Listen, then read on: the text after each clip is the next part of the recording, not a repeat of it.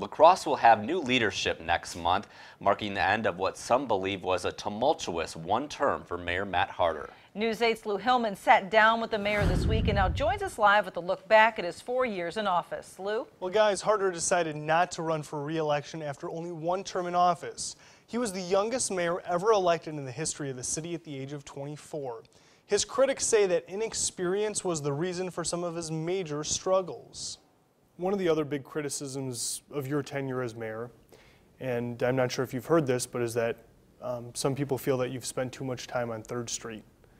Do you feel that as mayor in the face of the city, you maybe should have been more prudent about how you presented yourself in public? Well, that's, when you say presented myself in public, the mayor is the mayor, whether the mayor is sitting in his office, whether the mayor is out for dinner in the evening. So yes, I feel that always I looked out for the best interests of the city, respected myself and conducted myself as the mayor. And did you ever find yourself aware of people watching and criticizing, scrutinizing every decision, whether it was here in the council chambers or at a tavern on a Friday night? Sure, there will always be I suppose people thinking that a decision is a bad one or a decision is a good one. I mean, everyone's going to have their own opinion and their idea of how things ought to be. I've heard those allegations too. I've never particularly experienced or seen them, so I'll have to leave it to the public to judge on that one. Council President Audrey Cotter has been an outspoken critic of the mayor on several key issues. One area, however, where she's giving him the benefit of the doubt is his high-profile ethics violation. In 2011, the city's ethics board found that he used his position as mayor to try and help his family's garbage business. I really think that he innocently got caught in that, and it was unfortunate. Looking back, do you feel that your actions were inappropriate?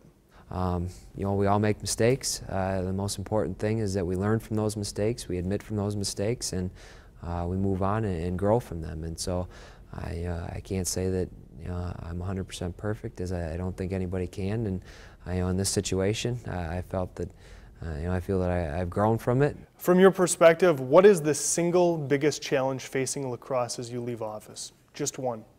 Well, I'd probably say the mature housing stock, neighborhood revitalization is probably right now our biggest focus and biggest attention and biggest obstacle to overcome.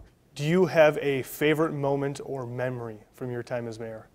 Well, favorite moment or memory, I'd have to say the very first night after being sworn in and conducting the first council meeting. That probably is the most memorable moment that I have, and definitely very eye-opening as to the overall responsibilities and authority of the position.